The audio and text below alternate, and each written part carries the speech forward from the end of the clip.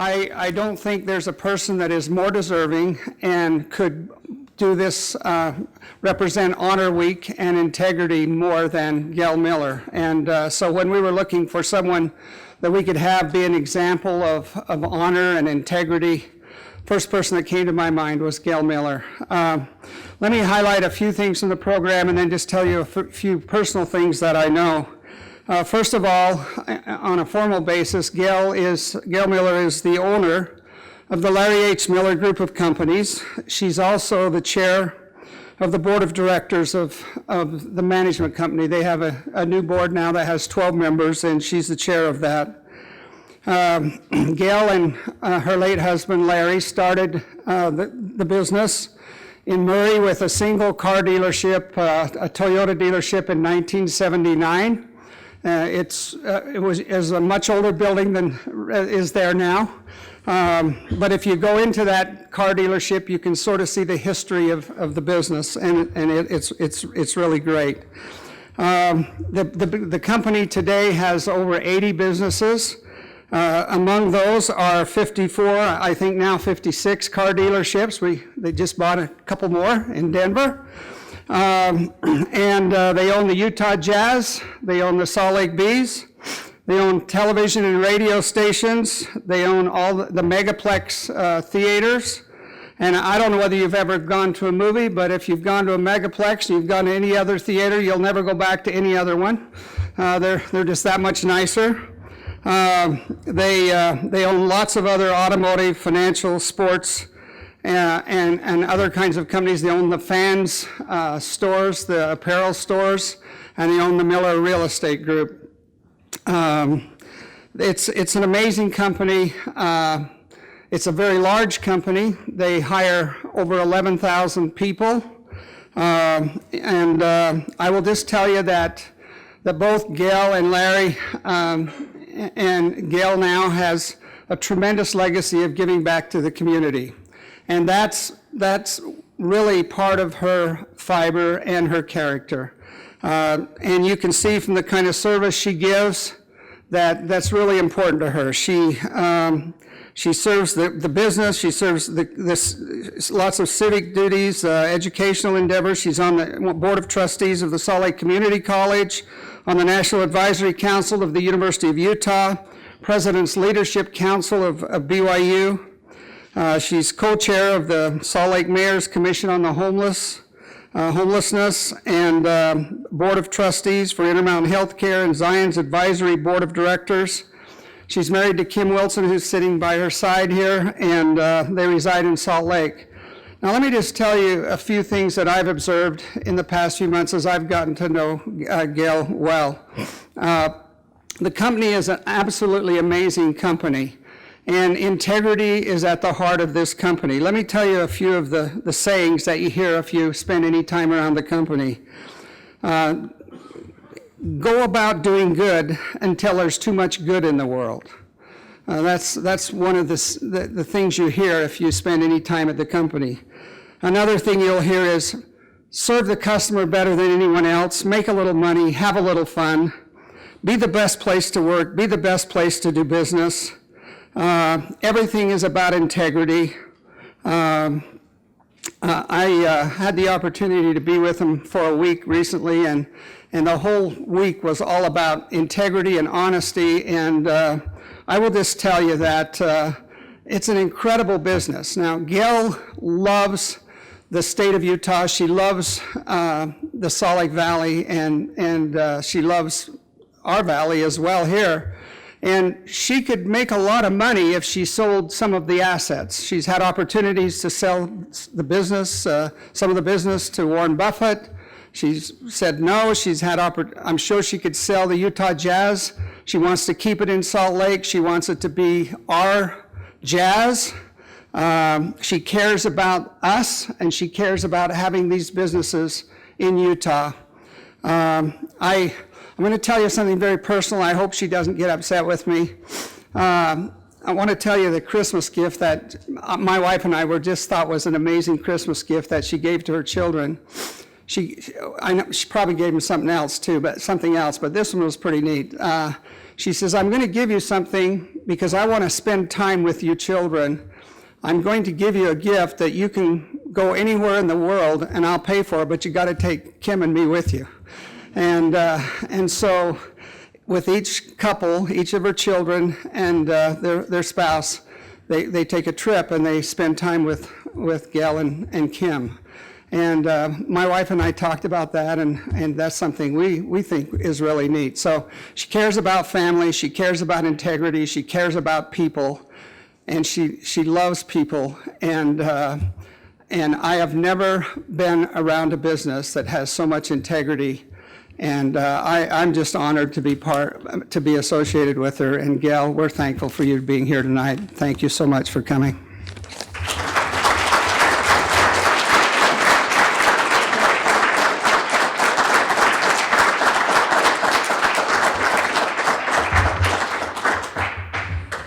Wow, thank you.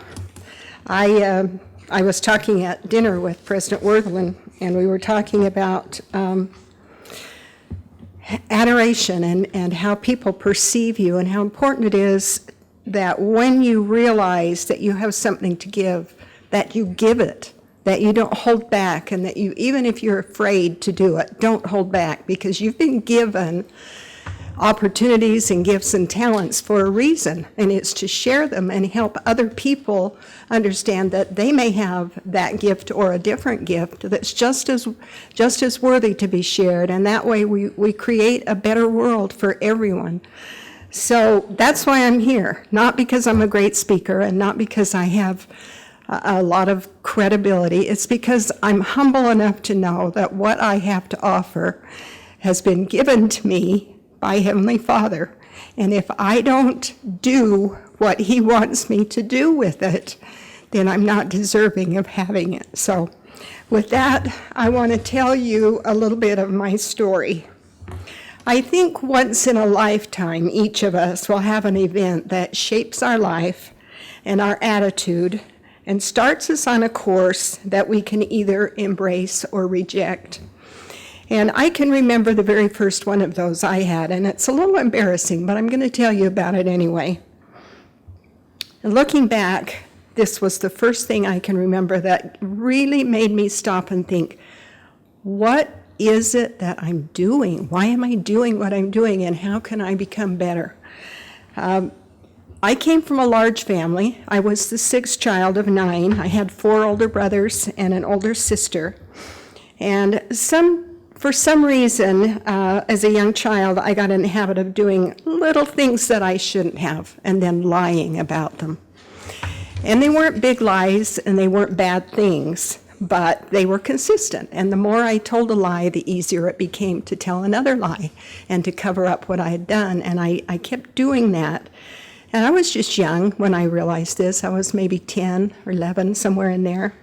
And one day I did something that I knew was very wrong, and I realized later, very dangerous. But I really didn't think anyone would know that it was me that did it, because we had a lot of kids. And so when it happened, I denied it, and I lied about it, and I was not about to change my story. I did not do that. No, I didn't do that.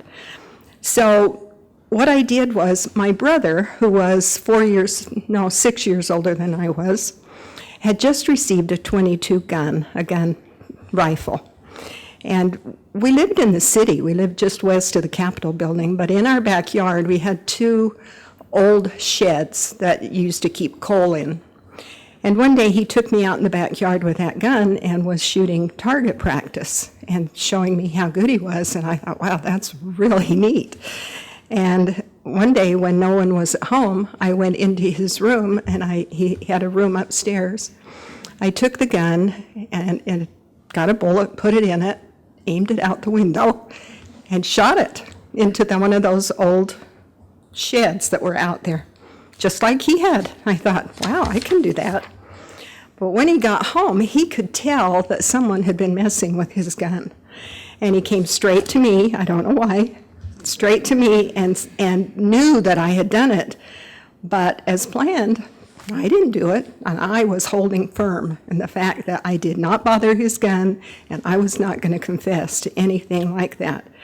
even though all the circumstantial evidence pointed to me. And I really stood firm and was not about to change my story. And I thought I'd gotten away with something, but it wasn't long before I learned a lesson that has stayed with me for the rest of my life. My conscience kicked in, and I began to feel bad about lying about what I'd done. The deed I didn't know was, at the time I didn't think it was so bad, but lying about it really got to me. And I didn't know how to overcome those feelings of guilt. It had been dangerous, and I'd lied about it, and in doing that and not fessing up to what I'd done, I damaged my relationship with my brother and with my mother. And my mother loved me more than anyone in the whole world. And I had shaken her trust in me, and I had disappointed her, and I had caused her a lot of hurt. She had put all of her time and all of her attention and all of her satisfaction into raising her children, teaching us correct principles, serving the Lord, and living what she taught. She was a person of character and deep values and very, very strong convictions. So one day, not long after this gun incident, I could overhear some of my mother's friends talking. And one of them said, "I don't believe that woman has ever told a lie in her life. She always tells the truth. You can count on her to always be honest with you." Those words made something inside of me stand up and listen to what was being said and realize that I was totally different than she was. It may have been because I had just told the biggest lie of my life that they affected me the way they did, but I realized that I was completely opposite from what she was. I loved her, I admired her, and yet I wasn't anything like her in that area. And I vowed right then that I would never tell a lie again. Now, I knew that that kind of reputation that she had was much preferred to the way I felt and to where I was headed. So that was a turning point for me, the very first one that I can remember that impacted me that way.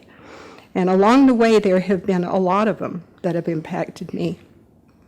But I was willing to give my full attention and all of my effort to changing my ways and start telling the truth, because I wanted people to be able to say about me that I was an honest person. I'm grateful that that happened, because I found many, many times in raising children that they wanted to know I would never lie to them, that they could trust me, that they could know that what I was telling them was right and truthful, and that their mother was an honorable person. Now, truth is the foundation of everything that we as Latter-day Saints believe in. Our religion is founded on truth, the gospel truth.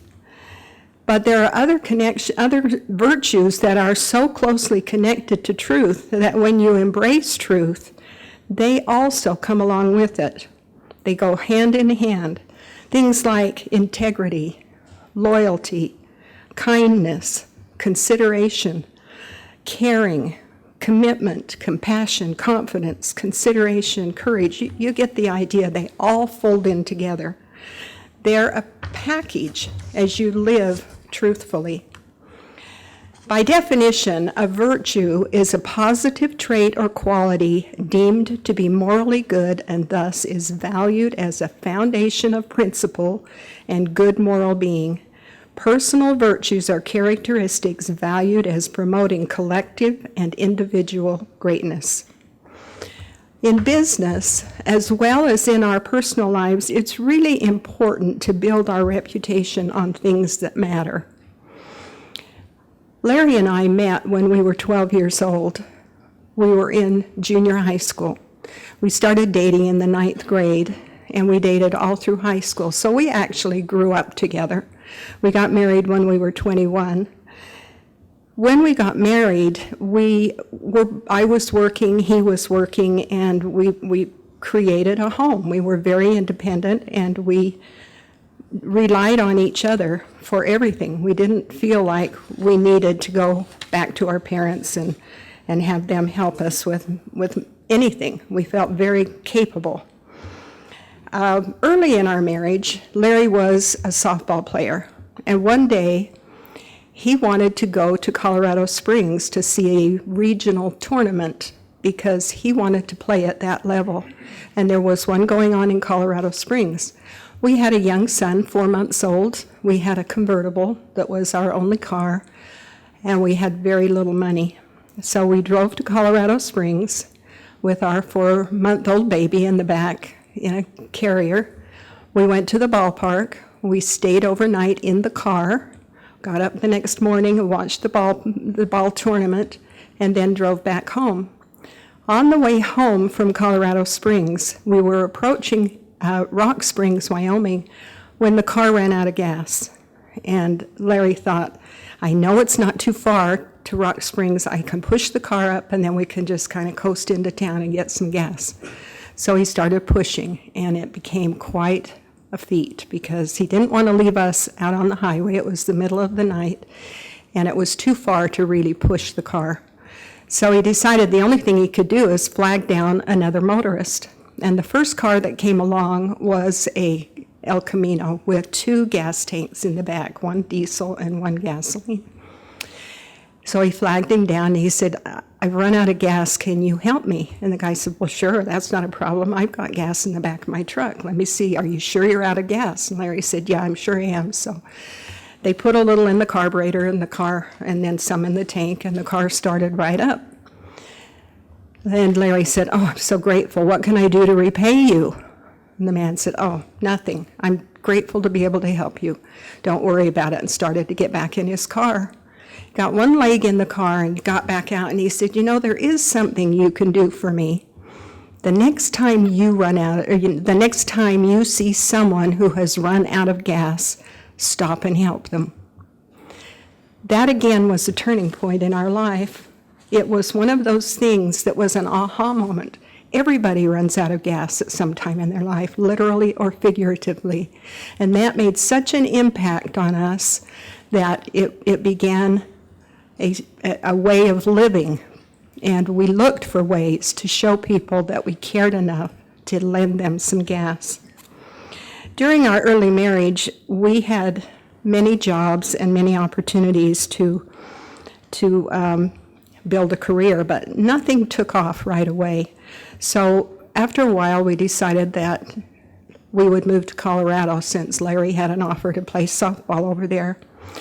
And while we were there, we worked for a store called Stevenson Toyota. Larry was their first parts manager, and he was charged with building up the parts department to be a world-class parts department.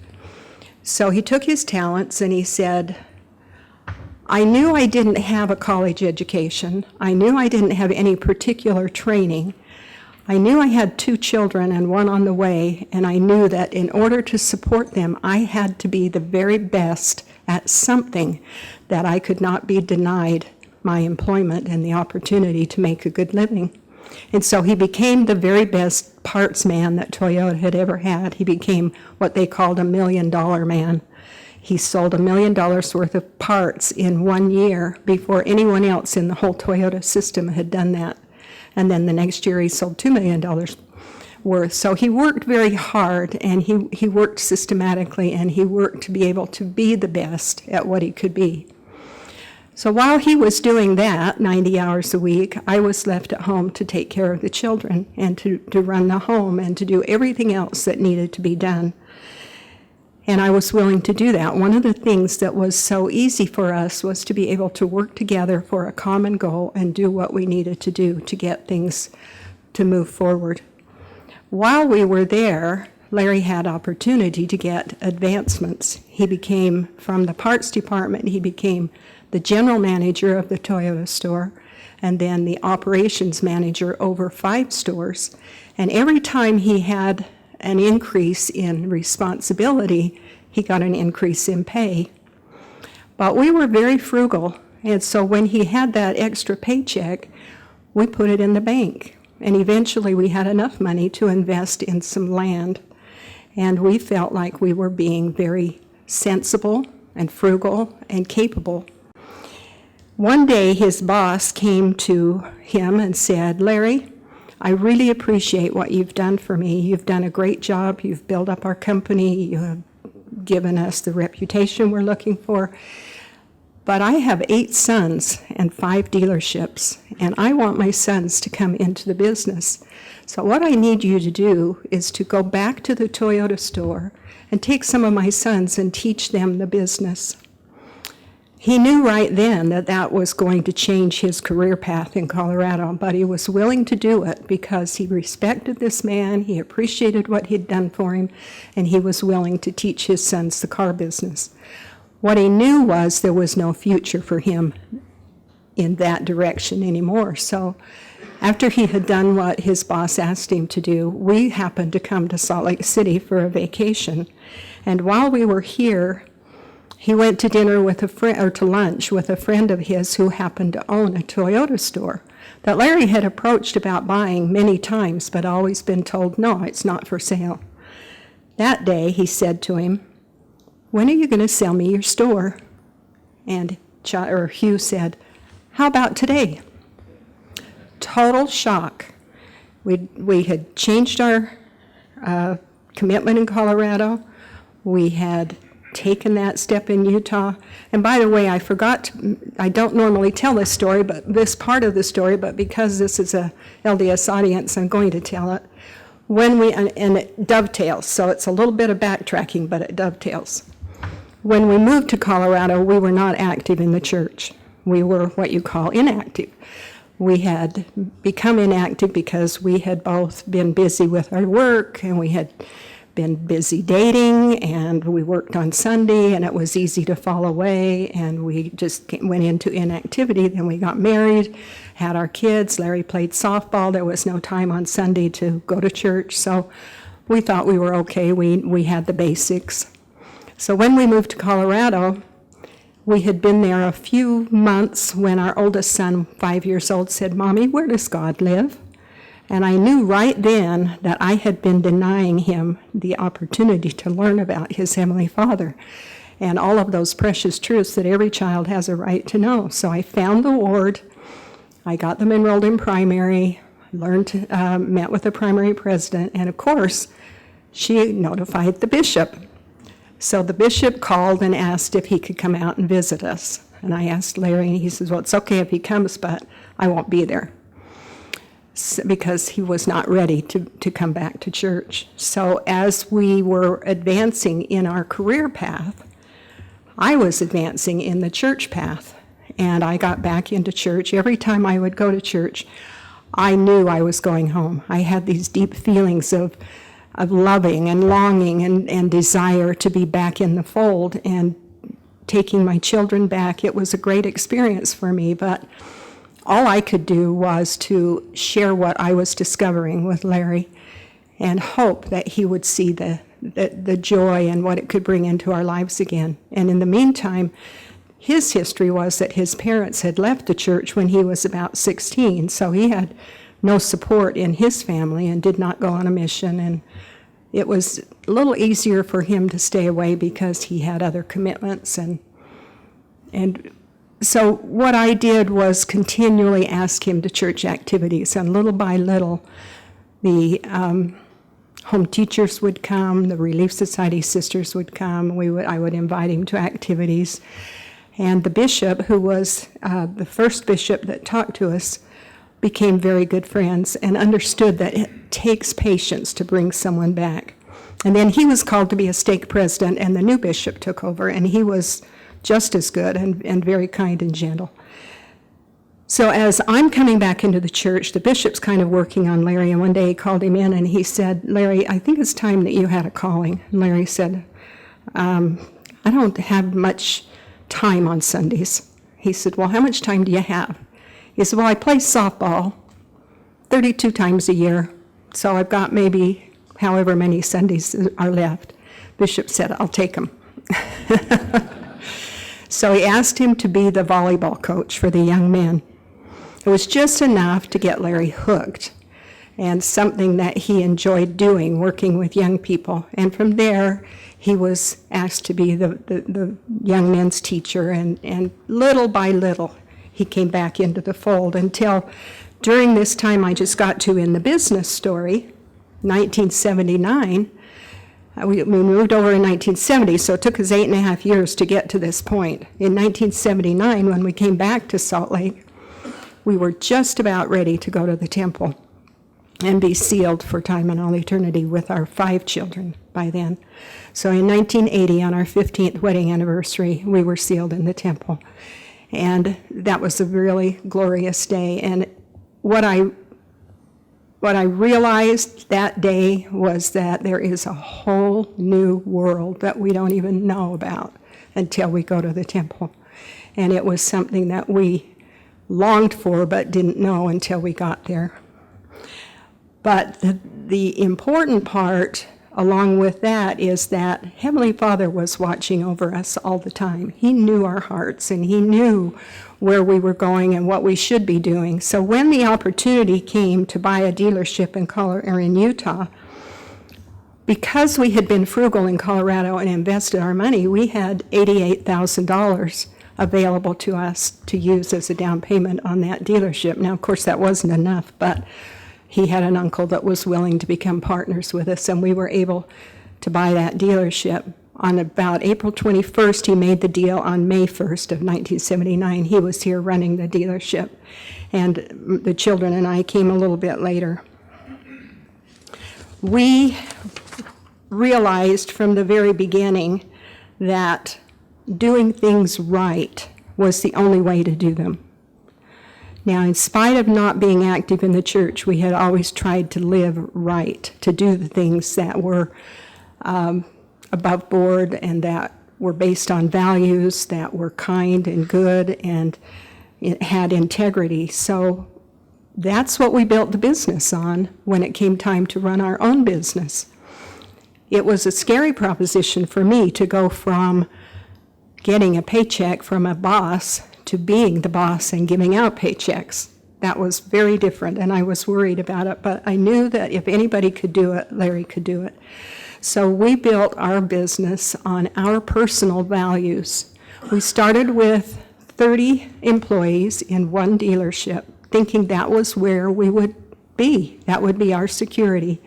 And we would make a go of it. We would do well with what we had, and that we would take care of those 30 employees. We would be an influence in the community for good.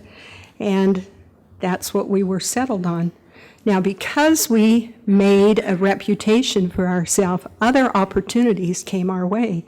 People would say, he had a person call from Idaho and say, I understand you own the dealership in Utah. I've heard of your reputation and I'm ready to sell. I'd like to know if you want to buy. And so it caused kind of we always described it as a stewardship. The Heavenly Father was giving us some responsibility because He knew what we would do with it. And He opened doors for us to walk through and take on more responsibility. So by the time 1985 came around and the opportunity to buy the Utah Jazz came, we were pretty well established in our business world. Now, what we didn't have, what Larry didn't do, was do his own advertising. And he had a man that did it. So when it came time to buy the Utah Jazz, and word got out that it might be Larry Miller, everybody thought it was the man that did the advertising. So it kept us kind of low-key. But Larry knew that the resource of the Utah Jazz was something that was very good for the community. We were not basketball fans at the time. We'd maybe been to 2 games as guests of someone else. But we understood that having the Utah Jazz in Salt Lake City was good for the community and good for business, good for tax base, good for a lot of reasons. But it was still way beyond our net worth. And Larry was concerned about taking on so much debt. So he felt like he needed to go talk to President Hinckley. He was driving around the church office building and called President Hinckley's office, who was then acting as president because President Benson was so ill, and got his secretary and said, I really would like the opportunity to talk to President Hinckley about a business deal I'm looking at. Is he available? And she looked at his calendar and said, he's got about 10 minutes in 5 minutes, if you can be here. Larry said, I'm right outside, so I'll be right in. So he went in and talked to President Hinckley, and he explained to him what he was looking at and what he was thinking and how he was feeling about it. And President Hinckley got right to the point. He was an astute businessman. And he said, Larry, there are some things that I need to discuss with you on this issue. Number one, you need to be very careful about taking on debt. And if you feel like you can handle it, then that's something I think you need to really look at. Number two, if you do this, you have to realize that you will be living life in a fishbowl. And everything you do will be scrutinized by everybody who sees it. And you will have to be careful about how you live, be honest, have integrity, do everything that you should do and do it right. And the third thing is that you need to understand is it's very, very important to the church that the Jazz stay in Utah. And Larry said, why is that? He said, well, one reason is that all over the world NBA scores are reported. And when the people hear the word Utah, they think Mormons. So when they hear Utah Jazz, they're going to think, oh, Salt Lake City, Mormons, Utah Jazz. And the reputation will be good. And besides that, in years to come, you will be able to come back and tell me why it was good for the Jazz to be in Utah. So I want to tell you a little story about what happened to solidify that thought in our minds. In 1997 or 98, I'm not sure which year, but we went to the playoffs in both years. During the playoffs, there was a young man that called and said, or that wrote us a letter, and he said, I need to let you know of an experience I had. He said, I am a Lakers fan, or I live in LA, but I'm not a Lakers fan. I've always watched the Jazz because I think they are such better players of character. And I like the way they behave, I like the way they conduct themselves, I like what they represent. So I've always been a Utah Jazz fan. And I came to Salt Lake trying to get in to see one of the playoff games.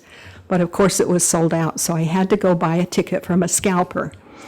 Out on the street, the scalper had 2 tickets, and he said, come on, man, these are the best tickets in the arena. You'll sit right on the corner where the players come in. Karl Malone will give you a high five. They're going to come from behind. They're going to win the game in the last 5 minutes. On the way out, he's going to throw his wristband to you and high five you again. You're going to have a great time. And this guy said, yeah, right. But he bought the tickets. And have it be exactly the way that was described. He sat on the corner. Karl Malone gave him a high five. They won the game coming from behind in the last 5 minutes. He threw him in the wristband, and he had a great time. And he said, but that wasn't the best part. The next day, I went over to Temple Square, and I went through the visitor center, and what I felt there was so wonderful that I had to know more about your church.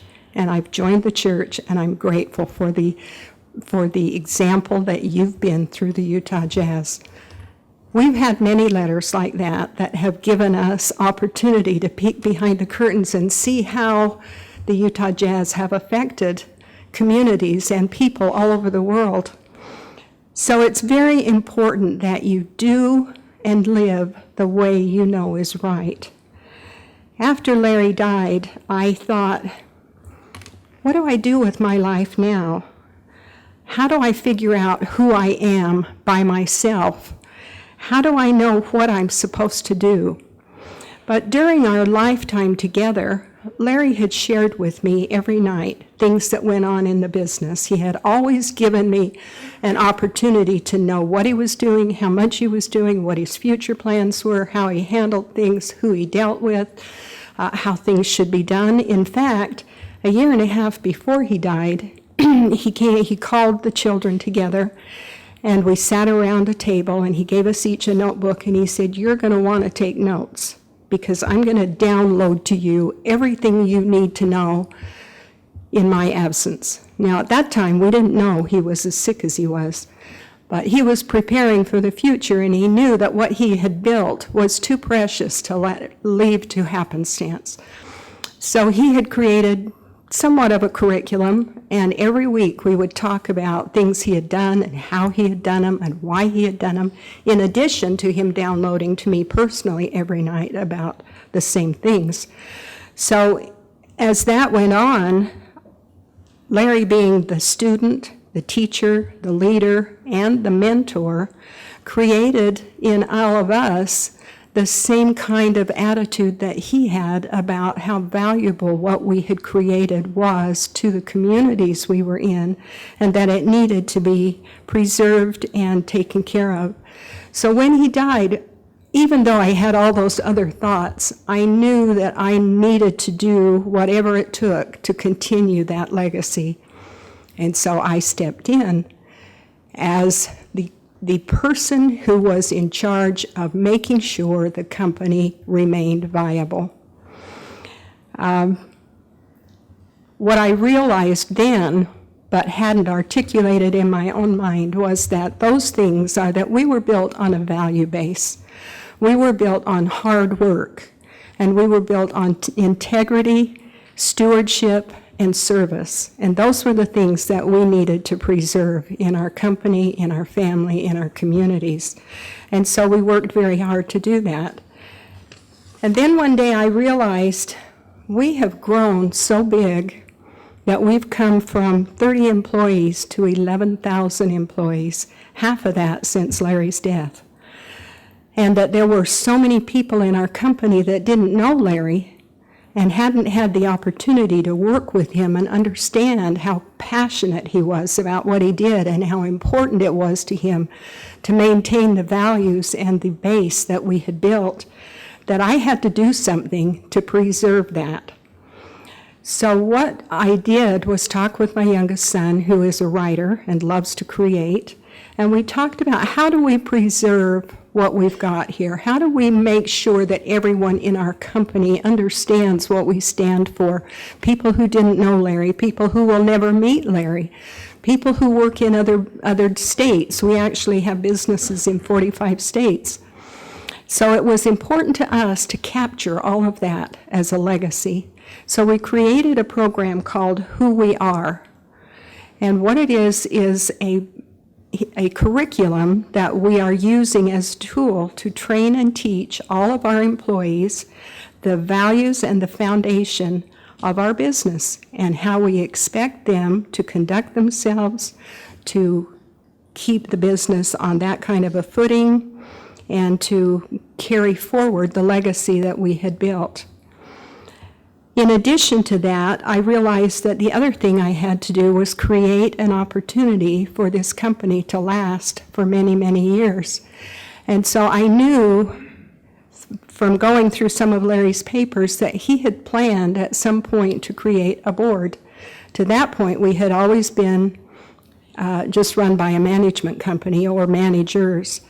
But I felt like in order to stay viable, we needed to create an outside board so that things could move from one generation to another in a systematic, sensible way, and that we didn't lose anything in the transfer. And so that's what I'm about right now, is making sure I have a corporate governance, a succession and a transition plan, and that our family is organized in a way that they all have an opportunity to learn the values and to create a life for themselves, should they wish to be in the company.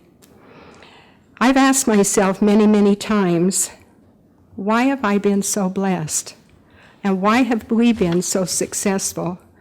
And the answer to that always comes back to me that we are virtue-based. And then I say, what virtue have I practiced that's led to the success in my life or made a difference for someone else? And how did living the virtues or values that we lived help us create what we've created? Now, those are rhetorical because I've just told you all the answers. But everything we did and everything we are came from inside, a conviction that we could be and do something extraordinary because we were willing and able to recognize what made us tick and put those things into action.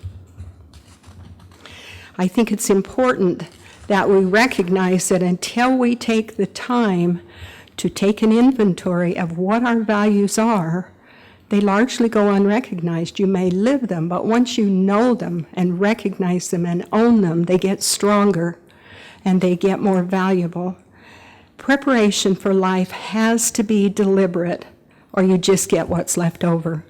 You have to live your life on purpose, and you have to live your life according to what you know is true.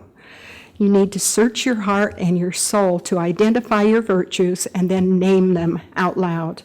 And once you take the time to do that, they're yours. You can use them to your advantage, to do good things, to have a joyful life, to make other people's lives joyful, to raise your family, to be successful in business, to have a choice relationship with your spouse, to love your fellow man, to have peace of mind, to create happiness, and to serve the Lord. We can know if we're becoming virtuous people by the way other people respond to us. Our friends, our families, our coworkers, our neighbors, they'll trust us and rely on us. They'll come to us for guidance and help, and they'll want to be around us because we inspire them to be better. We will be known as people with exceptional character who make the right choices and strive for excellence in all that we do. Can life be any better than that? The practice of virtues allows us to develop our potential and live a more purposeful, better life, a life not ordinary, but extraordinary. Becoming more virtuous attracts great things in us, or to us. That's a certainty. The best thing you can give to your enemy is forgiveness, to an opponent, tolerance, to a friend, your heart, to your child, a good example, to a father, deference, to your mother, a conduct that will make her proud of you, to yourself, respect, to all men, charity, by Benjamin Franklin. I'd like to read you a poem that really emphasizes what Larry and I have tried to do in our business world, and that is to be a bridge builder for other people, to be able to give them opportunity to have the things that we've had, to be able to create opportunity for other people. Like I said in the beginning, if we have something that we can share, we have to share it. This is called the bridge builder. An old man going a lone highway came at evening, cold and gray, to a chasm, vast and deep and wide, through which was flowing a sullen tide. The old man crossed in the twilight dim. The sullen stream had no fear for him, but he turned when safe on the other side and built a bridge to span the tide. Old man, said a fellow pilgrim near, you're wasting your strength with building here. Your journey will end at the end of day. You never again will pass this way. You've crossed the chasm deep and wide. Why build you this bridge at eventide? The builder lifted his old gray head.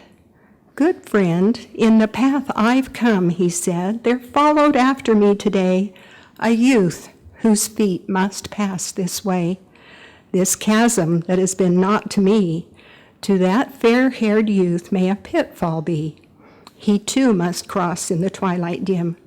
Good friend, I'm building this bridge for him. We all have the opportunity to build bridges. We all have the opportunity to be examples. We all have the opportunity to be leaders. We all have the opportunity to do something good. Never, ever turn away from that opportunity. If you have questions, I'm pleased to answer them. If not, then I guess you get to go home.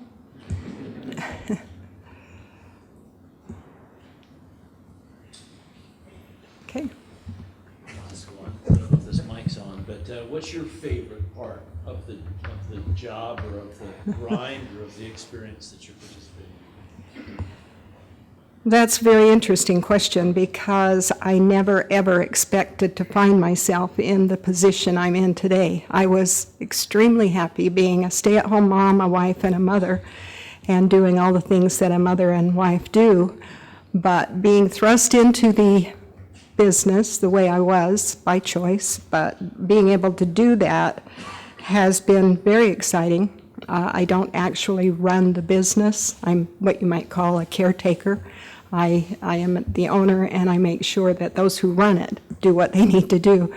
And I feel like it's as much a part of me as it was Larry, that I love all these people, I appreciate what they do, and I can't really say there's one part, because to me it's one big whole. So I think just